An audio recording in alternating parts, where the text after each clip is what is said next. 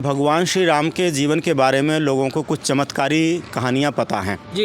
लेकिन वास्तविकता क्या है, उनका चरित्र चित्रण क्या है, उनकी मर्यादा क्या है, उनके नियम क्या, उनके व्यवस्था संस्कार क्या है, जिसके पीछे उनका इतना वर्चस्व बना और आज भी लाखों वर्ष होने के बाद उसको कोई मिटा नहीं सका है। बहुत प्रहार हुए हैं, आघात हुए हैं, लेकिन वो अजर अमर हैं।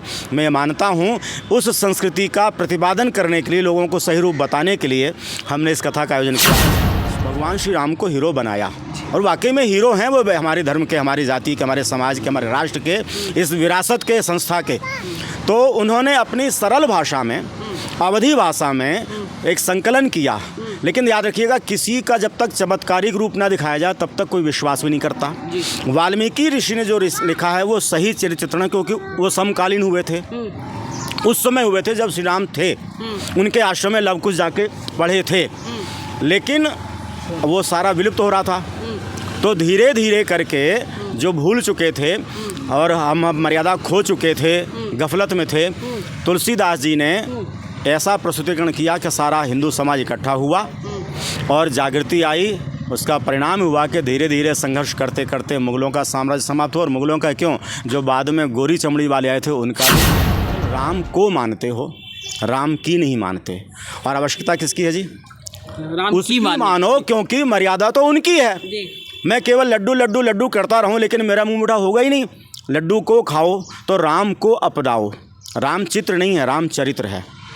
राम नाम नहीं है, राम व्यवस्था है, राम संस्कार है, राम गुण है, राम मर्यादा है, राम पराकाष्ठा है, राम अस्तित्व है, अस्मिता है, वर्चस्व है। लेकिन ये भूल करके केवल कीर्तन किया, जिसका परिणाम ये है कि आज वो स्थापित तो हो चुके हैं अयोध्या में, लेकिन संस्कारवान ना होने के कारण, उनके गुणों को ना अपनाने के कारण केवल जय श्री राम करके रह जाते हैं।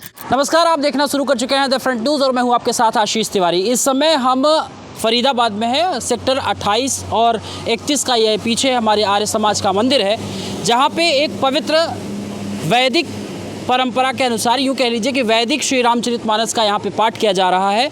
और इस पाठ के उपलक्ष्य में क्या क्या और आयोजन है, इसको लेकर के हमारे साथ पंडित सुरेश शास्त्री जी हैं। आइए इनसे जानने की कोशिश कि आखिर में इस आयोजन के पीछे के उपलक्ष्य क्या है, क्या कहेंगे सर? जी आशीष जी, धन्यवाद आपका, आप आए। जी। इसके पीछे आयोजन के उद्देश्य ये है कि भगवान श्री राम के जीवन के बारे में लोगों को कुछ चमत्कारी कहानियाँ पता हैं जी। लेकिन वास्तविकता क्या है, उनका चरित्र चित्रण क्या है, उनकी मर्यादा क्या है, उनके नियम क्या, उनके व्यवस्था संस्कार क्या है, जिसके पीछे उनका इतना वर्चस्व बना और आज भी लाखों वर्ष होने के बाद उसको कोई मिटा नहीं सका है। बहुत प्रहार हुए हैं, आघात हुए हैं, लेकिन वो अजर अमर हैं।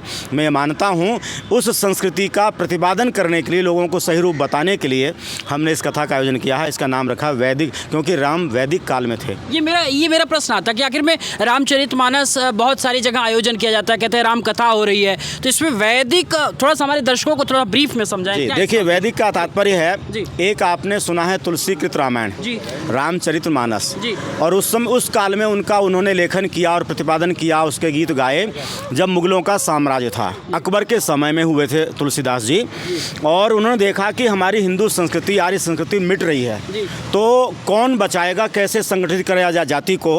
तो उन्होंने भगवान श्री राम को हीरो बनाया और वाकई में हीरो हैं वो, हमारे धर्म के, हमारी जाति के, हमारे समाज के, हमारे राष्ट्र के, इस विरासत के, संस्था के।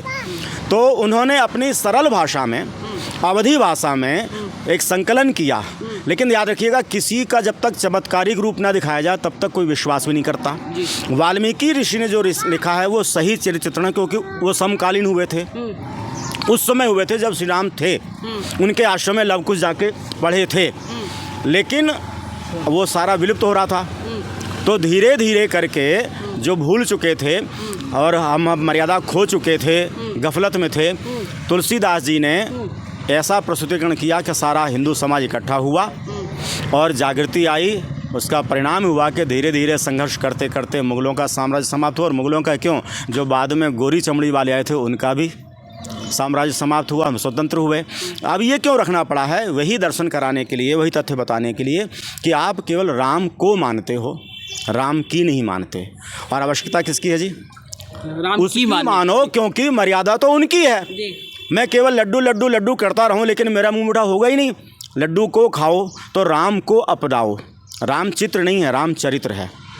राम नाम नहीं है, राम व्यवस्था है, राम संस्कार है, राम गुण है, राम मर्यादा है, राम पराकाष्ठा है, राम अस्तित्व है, अस्मिता है, वर्चस्व है। लेकिन ये भूल करके केवल कीर्तन किया, जिसका परिणाम ये है कि आज वो स्थापित तो हो चुके हैं अयोध्या में, लेकिन संस्कारवान ना होने के कारण, उनके गुणों को ना अपनाने के कारण केवल जय श्री राम करके रह जाते हैं। पर कब उनकी सुरक्षा करने का हमें वादा आएगा, या हम कब बलिष्ठ होंगे, बलवान होंगे, सब कुछ कर सकेंगे सही, वो पता नहीं चल पा रहा है। इसलिए इसका आयोजन किया गया है। अच्छा देखिए, अब धर्म पे हालांकि कटाक्ष करना ठीक नहीं होता है, लेकिन इतना, क्योंकि आजकल की जो युवा पीढ़ी है वो ये कहती है कि मुझे साइंटिफिक सोल्यूशन बताइए। आप ये समझाइए कि बहुत सारी जगह चर्चा तो हो रही है, राम की पूजा हो रही है, प्रभु का स्मरण किया जा रहा है, लेकिन वो क्यूरियोसिटी जो है बच्चों में, या यूँ समझिए कि लोग कहते हैं कि इसका तर्क मुझे दीजिए, तर्क से अभी प्रेरित नहीं कर पा रहे लोग। तर्क ये है कि मैं अपने पिताजी के सामने खड़ा होकर के जय पिताजी, जय पिताजी, पिताजी देवा मेरे, आप जो उद्धारक, पालक और सृजनकर्ता और सब प्रकार से रक्षा करता है, लेकिन जब पिताजी मुझसे कहें कि पुत्र जी अब भोजन का समय हो गया है, तो मैं ये कह के छोड़ दूं कि मैं आपकी आरती गाता रहा हूँ, आपके जय जयकार करता रहा हूँ, तो क्या पिताजी संतुष्ट होंगे? भगवान राम की आत्मा सच में रो रही है कि मेरा नाम तो बहुत ले रहे हो, लेकिन एक काम भी तो कर लो। और वो काम क्या है? अपने राष्ट्र की रक्षा करना, अपनी जन्मभूमि की रक्षा करना, अपनी मर्यादा परंपरा की रक्षा करना, जिसके लिए सोने जैसी लंका को छोड़ करके विभीषण के कहने पर कि भगवान आपने विजय दिलाई है और आप इसके प्रस्तोता हैं, आप संघर्ष करके यहाँ तक पहुँचे हैं, मैं क्या करूँगा? आप तो दास बन के रह सकता हूँ, आप यहाँ पर राज करो। तो उस समय कहते हैं कि मुझे सोने की लंका रुचिकर नहीं लगती, मुझे केवल जननी और जन्मभूमि रुचिकर लगती है, जहाँ मैं जाकर के माथा टेकना चाहता हूँ और अपने अस्तित्व की, अस्मिता की, जिसकी रक्षा के लिए निकला था, 14 वर्ष कष्ट सहा है, उसकी पताका फहराती हुई देखना चाहता हूँ। अब तर्क ये है कि युवा पीढ़ी कहती कि हमें लॉजिक दो। लॉजिक ये है कि आपने राम के जीवन को जान लिया होता जन्म से लेकर मृत्यु पर्यंत, तो इसमें तर्क करने की आवश्यकता होती नहीं। कोई फिलोसफर उस ढंग से प्रस्तुत करने की कोशिश करता ही नहीं, जैसा कि बखान किया रहा कथाओं में। मैंने पहले कहा, राम आस्था है, राम विश्वास है, राम संस्कार है, राम मर्यादा है। एक बार भी कोई उंगली उठा दे कि एक मर्यादा का उन्होंने हनन किया, एक परंपरा तोड़ी, जिसके पीछे ये चौपाई आज तक भी अमर है और अमर रहेगी, रघुकुल रीत। अब आप देखो, दशरथ की बात नहीं है, कहा क्या दशरथ रीति, कितने पीढ़ी पहले हुए थे रघु, तब से चल रही है। वो कहते हैं कि रघुकुल रीत सदा चली आई, प्राण जाए पर वचन न जाए। इसको मानना चाहिए, समझना चाहिए, और इसी को समझाने बताने के लिए कि राम के पद चिन्हों पर चलो, राम की पादुका को माथे से मत लगाओ, लगाना मैं खंडन नहीं करता हूँ, लेकिन उनके पद चिन्हों पर चलो, उनका अनुकरण करो, उनके व्रतों को पूरा करो। एक नियम कोई बालक निभा ले कि मैं पिता का अनुवर्ती रहूँगा, सेवक रहूँगा, राम आ जाएगा। कोई मैं माँ का आज्ञाकारी रहूँगा, उसके हृदय को दुखाऊंगा, द्रवित करूँगा, नहीं करूँगा, तो राम आ जाएंगे। ये आवश्यक है। लक्ष्मण कौन कब आएगा? जब कोई छोटा भाई बड़े भाई का उतना ही आदर करे, इतना पिता का करना चाहिए, रामायण आ जाएगी। भरत और शत्रुघ्न वो होंगे जो चरण पादुका लेकर सर पे रख करके सिंहासन पर रख देंगे, लेकिन राम के यानी बड़े भाई का मुकाबला नहीं करेंगे। बड़े भाई जो कह दिया वो पत्थर की लकीर है, होके रहेगा। फिर मुकदमे कहाँ चलेंगे अदालतों में? मैं तो कहता हूँ कि अगर ऐसा होने लग जाए, रामराज स्थापित हो जाए, तो हमारे बहुत सारे बंधु जो फीता लगाए फिरते हैं ना, मैं स्पष्ट नहीं कह रहा हूँ, फिर कहेंगे हमें कोई प्रोताई सिखा दो शास्त्री जी, हम भी उसी लाइन में आ जाएं। एक आखिरी सवाल कि बहुत सारी जगह चर्चाएं हो रही है, भगवान का स्मरण हो रहा है, मंदिर में पूजा हो रही है, लेकिन विचार बढ़ता जा रहा है लोगों में। ऐसी क्या वजह है कि मतलब लोग धर्म के प्रति जुड़ने की बात तो करते हैं, आचरण में कहीं कमी आ जाती है? आचरण में कमी देखिए, सबसे पहला कारण तो यह है कि माता पिता स्वयं संस्कारवान या संस्कारी कम हैं। मैं ये नहीं कहूँगा नहीं हैं, और फिर वो अपनी उस धाती विरासत को आगे बढ़ा नहीं रहे हैं। ये इसलिए चरित्रहीनता, पतन या अशिष्टाचार ये सारा हो रहा है। सबसे पहले देखिए, जो कह रहा है ना कि आप सुधर जाओ, उसको पहले अपने आप को सुधारना होगा और कहने की फिर आवश्यकता नहीं पड़ेगी। इसलिए माता पिता गरिमापूर्ण जीवन बिताएं, मर्यादित जीवन बिताएं, चरित्रवान संतान होगी। और फिर उसकी कोई कमी है तो गुरुकुल हैं, विद्यालय हैं। आज विद्यालयों में शिक्षा समाप्त हो गई है। हमारी गवर्नमेंट में पहले वालों ने समाप्त किया चरित्र शिक्षा, नीति जो है ना शिक्षा या धर्म शिक्षा, तो फिर कहाँ से संस्कार आएंगे? ऊपर से इतना इलेक्ट्रिक मीडिया, सारा तंत्र हावी हो गया है, वो सब नग्नता परोस रहा है, तो कहाँ जाएंगे?